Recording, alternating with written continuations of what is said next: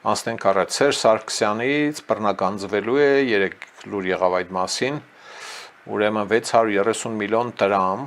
ավանդների տոկոսակումար անշարժ գույքերից մասնաբաժիններ եւ ավտոկայանատեղի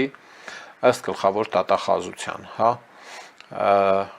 հակակոռուպցիոն դատարանը հուլիսի 3-ին մասնակի բավարարել է գլխավոր դատախազության ապօրինի ծագում ունեցող գույքի բռնագրման հայցն ընդդեմ Սերժ Սարգսյանի եւ նրան փոխկապակցված անձանց ինչ կա ստեղ ուրեմն Երևանի կենտրոնում ուրեմն Տերյան փողոցում բնակարանի 38%-ը նույն փողոցում գտնվող 1 ավտոկայանատեղին ամբողջությամբ 1 ավտոկայանատեղի 38%-ը բանկում ներդրված ընդհանուր 203 միլիոն կարելի ասել 2000 դրամնիզնից ավանդները այդ ավանդներից կուտակված ընդհանուր 74 միլիոն դրամ տոկոսակումարները պատկերացնում եք 203 միլիոն դրամ ավանդ որ աշխատավարձով շատ հուզիչ է գիտեք իսկապես լիքը մարդ հազիվ ծերին հասցնում է ուստեղ պարոն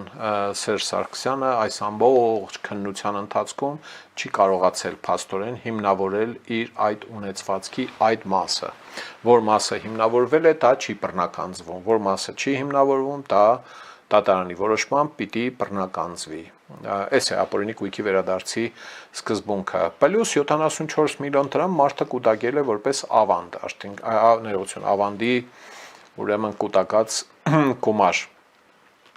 Էլ ինչ ունենք ստեղ 352 միլիոն ու կես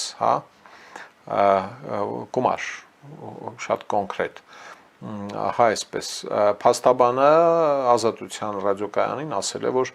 ապօրինի եւ արհեստածին է Սերժ Սարգսյանի եւ նրա դուստրերի դեմ հակակոռուպցիոն դատարան ներկայացված դիմումը սա եղել է հունվարի 1-ին 24 թվականի 2.5 տարի առաջ երբ փաստաբանը բան է արել դատախազությունը պահանջել է նախկին պաշտոնյայից գանձել մոտ 1 միլիարդ 300 միլիոն դոլար պաշտոնյաներից հոգուտ պետության եւ այս ցանկի մեջ Քոչարյան Ռոբերտ Սերժ Սարգսյան Սեյրան Օհանյան Հովիկ Աբրահամյան Վլադիմիր Կասպարյան Կակիկ Ծառուկյան եւ այլն համացանցում սրա այս մանրամասները կան ժողովուրդ ջան տեսնենք այս արդարադատությունը ինչքան է շարունակվելու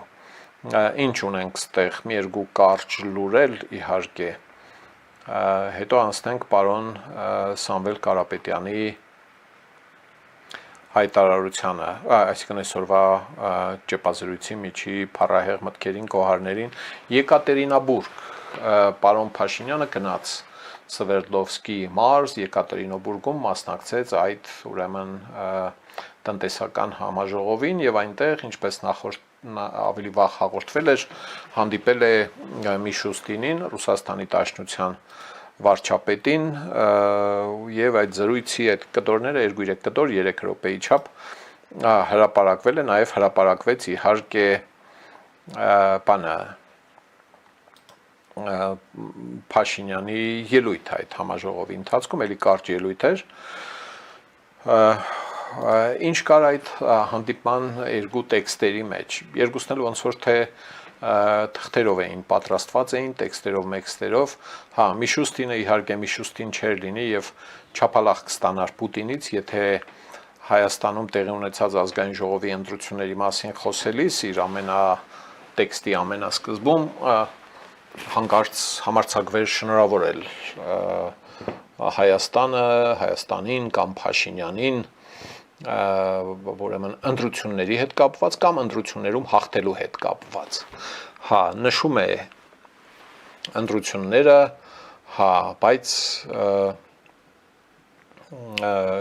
չի համարձակվում շնորհավորել որտեղ Վալոդիկը չի շնորհավորել այսպես չշնորհավորելով շարունակելու են Հայաստանն ու Ռուսաստանը իրար հետ համագործակցել Պարոն Փաշինյանը քաղցր մեղցր իհարկե խոսում է իր ելույթում շնորհավորում է Ինոպրոմի ցուցահանդեսի կապակցությամբ ասում է որ լավ առիթ է քննարկել այս առիթով համադրել ժամացույցները այսինքն Սվերիչիսի եւ այլն համատեղ աշխատել, հույս ունի, որ կուտակված հարցերը կքննարկվեն պատժամիջոցների նկատի ունի, բայց ուղիղ չի ասում դրանք, կլուծենք դրան, զարգացնենք մեր հետագա հարաբերությունները, Ռուսաստանի Դաշնություն, ԵԱՏՄ, մնում ենք ինտեգրված, մենք չենք թռնում ԵԱՏՄ-ից եւ այլն։ ԵԱՏՄ հետագա զարգացման շահերից է բխում կուտակված հարցերի լուծումը, սա այն նախադասության շարունակությունն է, ինչ ինքը ճեպազրույցի ժամանակ ասաց Երևանում պարոն Փաշինյանը, թե եթե ԵԱՏՄ-ի անդամ որևէ երկիր կարող է այդպես քնից ելնել պատժամիջոց կիրառել մեկ ուրիշ երկրի նկատմամբ, ուրեմն ԵԱՏՄ գոյություն չունի։ Տրամաբանություն կա սրա մեջ, բայց այստեղ այդպես կոշտ չի խոսում։ Նյուանսներ, բաներ, դրանք պարզաբանման կարիք կան եւ այլն, էս է եղել։ Էլի նույն այստեղ հարցն է առաջ գալիս, թե ինչու Հայաստանի պաշտոնյաները նախընտրում են խոսել վատ օտար լեզվով, ռուսաց լեզվով այս դեպքում եւ չեն նախընտրում մայրենի լեզուն։ Ոչ թե աչքը հանելու, ոչ թե շովինիզմ, ոչ թե նացիոնալիզմ, ոչ թե ինչ-որ ազգայնամոլություն ցուցադրելու համար, այլ ավելի լավ արտահայտվելու համար։ Շեշտադրումները, բառերը, ակցենտը, բան եւ այլն, ինչքան էլ ուզում եք գրված տեքստից կարդա պաշտոնյան։ Մեռանք քայքայվան կես մասին խոսելով մինչև հեղափոխությունը եւ մեռանք քայքայվան կես մասին խոսելով հեղափոխությունից հետո, բայց ոչ, պարոն Փաշինյանը, ինչպես գիտեք, տարբեր հետևորդներ գրում են, որ ինքը անկոտրում է, ոմանք գրում են, որ ինքը անկոտրուն է, վերջում նա է այսինքն հնարավոր չէ պարոն Փաշինյանին բացատրել, որ ճիշտը մայրենի լեզվով խոսելն է, եթե նույնիսկ փայլուն տիրապետում եք ուրեմն այն լեզվին, որով խոսում է ձեր զրուցակիցը, հնար չկա, իմաստ չունի տանջվել, այս վերջին անգամ ըստ երևույթին շոշափենք մենք այս խնդիրը զայս, եւ չանդրադառնանք զանոր առաջիկա տարիների ընթացքում։ Սամվել Կարապետյանը դատարան մուտք ու ելքը պարբերաբար վերածում է, ինքը չի վերածում, էլի ինքը այդքան հավես չունի, ինձ թվում է, բայց լրագրողները վերածում են հոտնկած, ոտնկայս ճեպազրույցների, խառը խուռը հարցեր են տալիս վրա, այդ հարցերը քանի կնում լրջանում են, առաջ դրանք հիմնականում սպասարկող նշանակություն ունեին, պարոն վարչապետ, տրալալա եւ այլն, հիմա արդեն սկսում են լրջանալ այդ հարցերը, մի անգամ էլ եմ անդրադարձել, ինքը որ գնաց ՌԴ ասաց, որ ես ձեր Նիկոլային եմ, այսինքն պարոն Փաշինյանը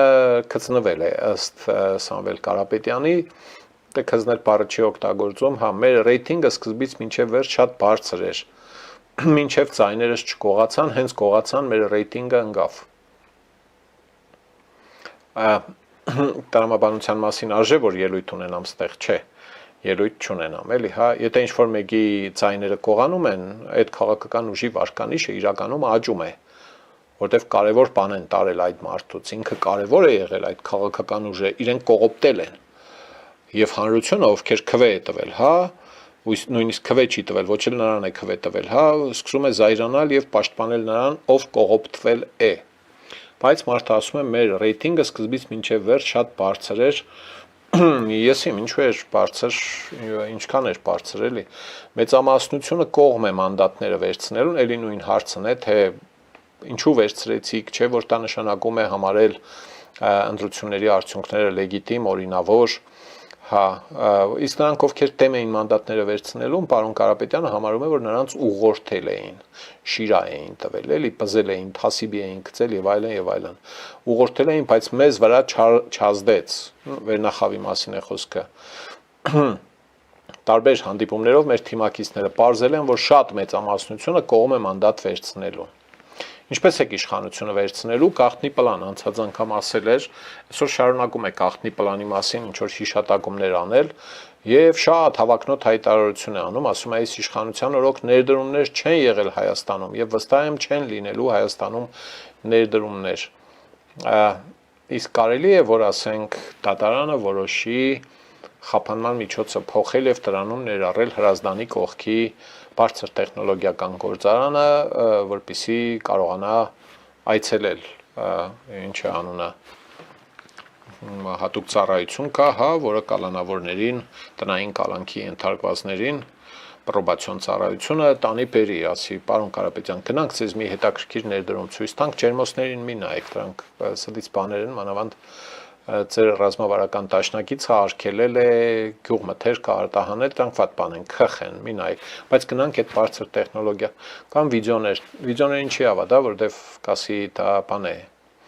ինչի անունը, այսպես կոչված արհեստական բանականության պրոդուկտ է։ Մի քանի հատ ծիրան պամիդոր կտանեն, էդ է, էլի, հա, այս Եվրամիության բացած դռների մասին է արտահայտվում մարդը, 1 դրամով աշխատելու են արդյոք ձեր պատգամավորները խորհրդարանում, ասում են 1 դրամով Նարեկն է աշխատելու, եղբոր որդու մասին է խոսքը, հա, մյուսները ամեն մարդ ինքն է որոշելու իմացար, հա, բայց օրենքով նախատեսվում է, որ պիտի աշխատավարձ վճարվի պատգամավորներին։ Մեխանիզմը հետևյալն է, որ պատգամավորը ստորագրում է, որ ստացել է եւ ապա այդ գումարը փոխանցում է որևէ բարեգործական նպատակով։ Սա է, որ չի կարող հրաժարվել այդ աշխատավարձից, էլի, ես իմ, հա, փոխխոսնագով է լինելու, գիտեք, ազգային ժողովում նախատեսվում է, որ ազգային ժողովի նախագահը, որին ժողովրդական խոսքով խոսնակ են ասում, երևի դրսից թարգմանել են, էլի, սպիկեր, 2 ուրեմն տեղակալ պիտի ունենա իշխող քաղաքական ուժից կամ կոալիցիայից, մերի դեպքում կոալիցիա չկա, եւ մեկը պիտի լինի ընդդիմությունից, անցած անգամ էլ կար ինչ-որ մի ժամկետ ընդդիմության ներկայացուցիչը գնաց նստեց նախագահությունում, հետո թարգը տվեց, էլի, չէր սազում իրեն ըստ երևույթին, ով է լինելու ձեր փոխխոսնակը, ավելի ճիշտ նախագահի տեղակալը ձեր քաղաքական ուժից, ասում է դեռ չենք քննարկել, քննարկում ենք վերցնել չվերցնելու հարցը, այդ պաշտոնը, էլի, հա, տարբեր կարծիք կա, իմ տեսակետը կլինի, երբ կքննարկենք, մի ամիս անցել է, էլի, այս հարցերը ինչի չեք քննարկել, էլի, 300,000 աշխատատեղ էի խոստացել, անելու եք դա հանուն Հայաստանի Հանրապետության, այս հարցը հնչում է, այդ հարցը նաև մեր հաղորդումների ժամանակ է հնչել պարբերաբար, եւ ասում է, որ մենք մեր աշխատատեղերը ստեղծել ենք եւ տեսել ենք, կարծեմ 1000-ից ավելի աշխատատեղի մասին է խոսքը, էլ ցանցը չհաշված, բանը, որոնք ունի ուրեմն Սամվել Կարապետյանը իր ստեղծած ձեռնարկություններում, հա, ձեր անունը ինչու է իշատակվել ՖՍԲ-ի, հա, ՖՍԲ-ի հետ, ասում է Փաշինյանի պատվերով անձնական գործերում ՖՍԲ է բան արել, հա, ավելացվել, որ իրան իբր խայտարակ են, էլի, ինքը Նիկոլը Արևմուտքին ասում է ես ձեր լիմոնադնի Ջոնն եմ, ռուսներին ասում է ես ձեր Նիկոլն եմ, Նիկոլային եմ, ներողություն, նա կարողանում է խաբել ու խաբում է, միշտ խաբում է, մարզերից, ահա քաղաքական հայտարարություն, ժողովուրդ ջան, բան ասեմ, այս միտողը վերջապես քաղաքական միտք է, որը փայլատակել է անցած անգամ էլ հնչեց մի քիչ, այս անգամ շեշտադրեց, ուրեմն թիմ ընտրություններին մասնակցելու մասին Սամվել Կարապետյանը եւ իր քաղաքական ուժը կողքու բոլորից հուշել են, հրահրել են, որ շատ կարեւոր է տեղական ինքնակառավարման մարմիններին ընտրություններին մասնակցելը, մարմինների ավականու ընտրություններին մասնակցելը, դե ազգային փոքրամասնություններով գյուղերի ընտրություններին մասնակցելը օգուտ չունի, ուրեմն մարզերից սկսելու ենք մասնակցելու թիմ ընտրություններին, դա լինելու է մեր գաղտնի պլանի մի մասը, ինչ գաղտնի պլան, երևի միակ լավ կտորը, որ քաղաքական ուժը կարող է անել, այն է, որ պիտի քաղաքական ուժը մասնակցի ընտրություններին, այս անգամ այս աշնանը կայանալիք սեպտեմբեր, հոկտեմբեր, նոյեմբեր, գուցե դեկտեմբեր կայանալիք ընտրություններին, ընտրությունները լինելու են Հայաստանի համայնքների 2/3-ում, մոտ 40-42, դա կախված է նրանից, թե ինչպես կխոշորացվեն համայնքները, վերախոշորացվեն,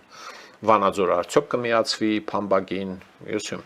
Արարատը արդյոք կմիացվի Վեդի համայնքին, այն 3 երյակները ոնց որ միացրել են արդեն, Գորիստեղ, Տաթև, Եղեգնաձոր, Արենի, Եղեգիս, Ստեփանավան, Լորիպերտ եւ էլի մեկը 40 համայնքներում, իսկ Հայաստանի համայնքների 2/3-ում, հա, ընտրությունները շատ կարևոր են, ընդհանրապես Հայաստանում էական տեղաշարժ է, որ քաղաքական ուժերը սկսել են զգալիորեն մեծ նշանակություն տալ տեղական ինքնակառավարման մարմինների ընտրություններին, որտեղ դրանից կախված է ազգային ժողովում հաջողությունները եւ հակառակ ազգային ժողովի ընտրություններից կախված է տեղական ինքնակառավարման մարմինների ընտրությունները